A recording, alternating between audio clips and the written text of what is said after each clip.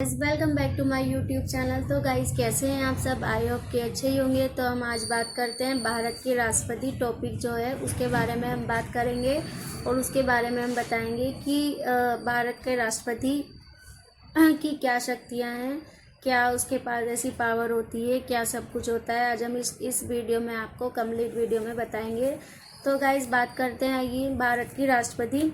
जो भारत का राष्ट्रपति होता है वो भारत गणराज्य के कार्यपालक अध्यक्ष होते हैं। संघ के सभी कार्यपालक कार्य उनके नाम से किए जाते हैं। जैसे आर्टिकल 53 के अनुसार संघ की जो कार्यपालिका शक्ति होती है उनमें निहित है।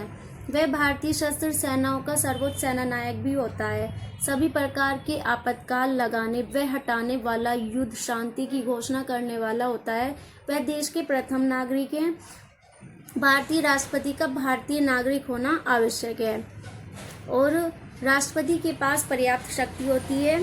पर कुछ अपवादों के अलावा राष्ट्रपति के पद में निहित अधिकांश अधिकार वास्तव में प्रधानमंत्री की अध्यक्षता करने वाले मंत्रिपरिषद के द्वारा उपयोग किए जाते हैं। भारत की राष्ट्रपति नई दिल्ली स्थित राष्ट्रपति भवन में रहते हैं, जिसे रायसीना हिल भी के नाम से भी जाना जाता है। राष्ट्रपति अधिकतम कितनी भी बार पद पर रह सकते हैं, इसकी कोई सीमा तय नहीं है। अब तक केवल पहले राष्ट्रपति राजेंद्र प्रसाद ने ही इस पद पर 2 बार अपना कार्यकाल पूरा किया है। प्रतिभा पाटिल, जो भारत की 12वीं इस पद को सुशोभित करने वाली पहली महिला राष्ट्रपति हैं, उन्होंने 25 जुलाई 2007 को पद व गोपनीयता की शपथ ली थी। वर्तमान में जो द्रौपदी मुर्मू हैं 25 जुलाई 2022 से भारत के राष्ट्रपति हैं।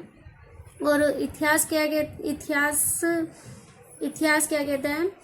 15 अगस्त 1947 को जो भारत ब्रिटेन से स्वतंत्र हुआ था और अंतरिम व्यवस्था के तहत देश एक राष्ट्रमंडल अधिराज्य बन गया। इस व्यवस्था के तहत भारत के गवर्नर जनरल को भारत के राष्ट्रमुख के रूप में स्थापित किया गया, जिन्हें ब्रिटिश इंडिया में ब्रिटेन के अंतरिम राजा जॉर्ज 6 द्वारा ब्रिटिश सरकार के बजाय भारत के प्रधानमंत्री की सलाह पर नियुक्त करना था।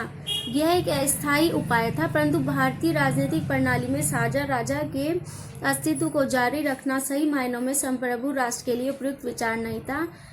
आज़ादी से पहले भारत के आखिरी ब्रिटिश वायसराय जो लॉर्ड माउंटबेटन ही भारत के पहले गवर्नर जनरल बने थे।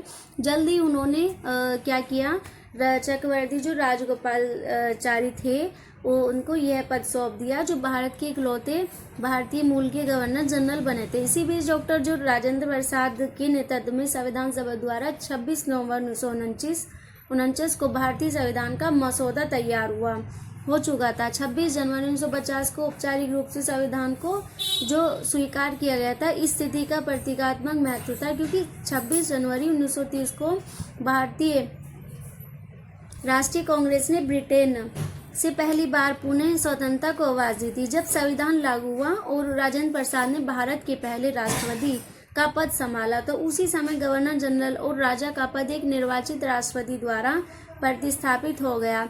इस कदम से भारत की एक राष्ट्रमंडल अधिराज्य की स्थिति समाप्त हो गया, लेकिन यह गणतंत्र राष्ट्रों के राष्ट्रमंडल का सदस्य बना रहा, क्योंकि भारत के प्रथम प्रधानमंत्री जवाहरलाल नेहरू ने एक तर्क ये किया कि यदि कोई भी राष्ट्र ब्रिटिश सम्राट को राष्ट्रमंडल के प्रधान के रूप में स्वीकार करे, पर आवश्यक नहीं कि वह ब्रिटिश सम्राट को अपने राष्ट्र प्रधान की मान्यता दे, उसे राष्ट्रमंडल में रहने की अनुमति दी जानी चाहिए। यह एक अत्यंत महत्वपूर्ण निर्णय था, जिसने 20वीं सदी के उत्तरार्ध में नए स्वतंत्र गणराज्य बने कई अन्य पूर्व ब्रिटिश उपनिवेशों के राष्ट्रमंडलों में रहने के लिए एक मिसाल स्थापित किया। तो गाइज, ये था हमारा इतिहास। अब हम बात करते हैं राष्ट्रपति के चुनाव की। तो भारत के राष्ट्रपति का जो चुनाव है अनुच्छेद 55 के अनुसार आनुपातिक प्रतिनिधित्व प्रणाली होती है, उसके एकल संक्रमणीय मत पद्धति के द्वारा होता है। राष्ट्रपति को भारत के संसद के दोनों सदन, लोकसभा और राज्यसभा तथा साथ ही राज्य विधायिकाओं विधानसभाओं के निर्वाचित सदस्यों द्वारा 5 वर्ष की अवधि के लिए चुना जाता है। मत आवंटित करने के लिए एक फॉर्मूला स्थापित किया गया है, ताकि हर राज्य की जनसंख्या और उस राज्य से विधानसभा के सदस्यों द्वारा मत डालने की संख्या के बीच एक अनुपात रहे और राज्य विधानसभाओं के जो सदस्य होते हैं और राष्ट्रीय सांसदों के बीच एक समानुपात बनी रहती है रहे। अगर किसी उम्मीदवार को बहुमत प्राप्त नहीं होती तो एक स्थापित प्रणाली है जिससे हारने वाले उम्मीदवारों को प्रतियोगिता से हटा दिया जाता है और उनको मिले मत अन्य उम्मीदवारों को तब तक हस्तांतरित किया है जब तक किसी एक को बहुमत नहीं मिलता। तो गाइस, जैसे कि राष्ट्रपति बनने के लिए आवश्यक योग्यताएं होनी चाहिए, वे क्या क्या होनी चाहिए। जैसे कि भारत का कोई नागरिक है, उसकी उम्र 35 वर्ष से अधिक हो, वह पद का उम्मीदवार हो सकता है। जैसे राष्ट्रपति पद के लिए उम्मीदवार लोकसभा का सदस्य बनने की योग्यताएं होनी चाहिए। और जैसे कि सरकार के अधीन कोई लाभ का पद धारण किया हुआ नहीं होना चाहिए, परंतु निम्नलिखित कुछ कार्यालय धारकों को राष्ट्रपति के चुनाव उम्मीदवार के रूप में खड़ा होने की अनुमति दी गई है। जैसे कि वर्तमान राष्ट्रपति, उपराष्ट्रपति, वर्तमान किसी भी राज्य के राज्यपाल और संघ या किसी राज्य के मंत्री। जैसे कि राष्ट्रपति के निर्वाचन संबंधी किसी भी विवाद में निर्णय लेने के अधिकार उच्चतम न्यायालय यानी सुप्रीम कोर्ट को होता है। और इसमें ऑप्शन राष्ट्रपति पर महाभियोग, जैसे कि आर्टिकल हमारा 61 है, उसमें राष्ट्रपति के महाभियोग से संबंधित है। भारतीय संविधान के अंतर्गत राष्ट्रपति सिर्फ मात्र महाभियोजित होता है, अन्य सभी पदाधिकारी पद से हटाए जाते हैं। महाभियोजन एक विधायिका संबंधित कार्यवाही है, जबकि पद से हटाना एक कार्यपालिका संबंधित कार्यवाही है। महाभियोजन एक कड़ाई से पालित किया जाने वाला औपचारिक कृत्य है जो संविधान का उल्लंघन करने पर ही होता है। यह उल्लंघन एक राजनीतिक कृत्य है जिसका निर्धारण संसद करती है, वह तभी पद से हटेगा प्रस्तुत करते समय सदन के 1/4 सदस्य का समर्थन मिले। प्रस्ताव पारित करने से पूर्व उसको 14 दिन पहले उसको नोटिस दे दिया जाता है। प्रस्ताव सदन की कुल संख्या 2/3 से अधिक बहुमत से पारित होना चाहिए। फिर दूसरे सदन में जाने पर इस प्रस्ताव की जांच एक समिति के द्वारा होगी। इस समय राष्ट्रपति अपना पक्ष स्वयं तथा वकील के माध्यम से रख सकता है। दूसरा सदन उसे 2/3 बहुमत से पारित करेगा। दूसरे सदन द्वारा प्रस्ताव पारित करने के दिन से राष्ट्रपति पद से हट जाएगा। अब राष्ट्रपति की न्यायिक शक्तियां, ये था हमारा महाभियोग। अब है हमारी न्यायिक शक्तियां। संविधान का 72वां अनुच्छेद राष्ट्रपति को न्यायिक शक्तियां देता है कि वह दंड का अनुमूलन, क्षमा, आहरण, परिवर्तन कर सकता है और समाधान, किसी व्यक्ति को मिली संपूर्ण सजा तथा दोष सिद्धि और उत्पन्न हुई निराज्ञताओं को समाप्त कर देना तथा उसे उस स्थिति में रख देना मानो उसने कोई अपराध किया ही ना हो। यह लाभ पूर्णतः अथवा अंशतः मिलता है तथा सजा देने के बाद अथवा उससे पहले भी मिल सकती है।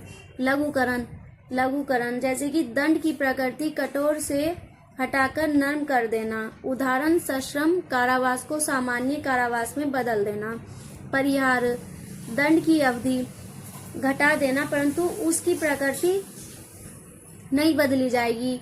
फिर विराम, दंड में कमी ला देना, यह विशेष आधार पर मिलती है, जैसे कि गर्भवती महिला की सजा में कमी लाना। विराम हो गया हमारा। और परविलंबन, दंड प्रदान करने में विलंब करना, विशेषकर मृत्यु दंड के मामलों में। ओके। और फिर राष्ट्रपति की क्षमाकारी शक्तियां पूर्णतः उसकी इच्छा पर निर्भर करती हैं, उन्हें एक अधिकार के रूप में मांगा नहीं जा सकता। ये शक्तियां कार्यपालिका प्रकृति की हैं, क्योंकि जैसे कि राष्ट्रपति इनका प्रयोग मंत्रिपरिषद की सलाह पर करेगा और न्यायालय में इनको चुनौती दी जा सकेगी। इसका लक्ष्य दंड देने में हुई भूल का निराकरण करना है जो न्यायपालिका ने कर दी हो। जैसे कि शेर सिंह बनाम पंजाब राज्य 1983 में सुप्रीम कोर्ट ने निर्णय दिया था कि आर्टिकल 72 और आर्टिकल 161 के अंतर्गत दी गई याचिका जितनी शीघ्रता से हो सके उतनी जल्दी निपटा दी जाए। राष्ट्रपति न्यायिक कार्यवाही तथा न्यायिक निर्णय को नहीं बदलेगा, वह केवल न्यायिक निर्णय से राहत देगा। याचिकाकर्ता को यह भी अधिकार नहीं होगा कि वह सुनवाई के लिए राष्ट्रपति के समक्ष उपस्थित हो। अब जैसे वीटो शक्ति, हमारे राष्ट्रपति के पास वीटो शक्ति होती है, जैसे कि विधायिका की किसी कार्यवाही को विधि बनने से रोकने की शक्ति वीटो शक्ति कहलाती है।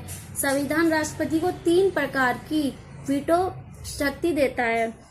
नंबर 1 पूर्ण वीटो, नंबर 2 निलंबनकारी वीटो, नंबर 3 पॉकेट वीटो। जैसे कि पूर्ण वीटो क्या कहती है, जैसे निर्धारित प्रक्रिया से पास बिल जब राष्ट्रपति के पास आए तो वह अपनी स्वीकृति या अस्वीकृति की घोषणा कर सकता है, किंतु आर्टिकल 368 के अंतर्गत कोई बिल आए तो वह अपनी अस्वीकृति नहीं दे सकता। यद्यपि भारत में अब तक राष्ट्रपति ने इस वीटो का प्रयोग बिना मंत्रिपरिषद की सलाह के नहीं किया है। माना जाता है कि वह ऐसा भी कर भी नहीं सकता। निलंबनकारी वीटो नंबर 2, संविधान संशोधन अथवा धन बिल के अतिरिक्त राष्ट्रपति को भेजा गया कोई भी बिल वह संसद को पूर्ण विचार हेतु वापस भेज सकता है, किंतु संसद यदि इस बिल को पुनः पास करके भेज दे तो उसके पास सिवाय इसके कोई विकल्प नहीं है कि उस बिल को स्वीकृति दे दे। इस वीटो को वह अपने विवेकाधिकार से प्रयोग लेगा। इस वीटो का प्रयोग अभी तक संसद सदस्यों के वेतन, बिल, भत्ते तथा पेंशन नियम संशोधन 1991 में किया गया था।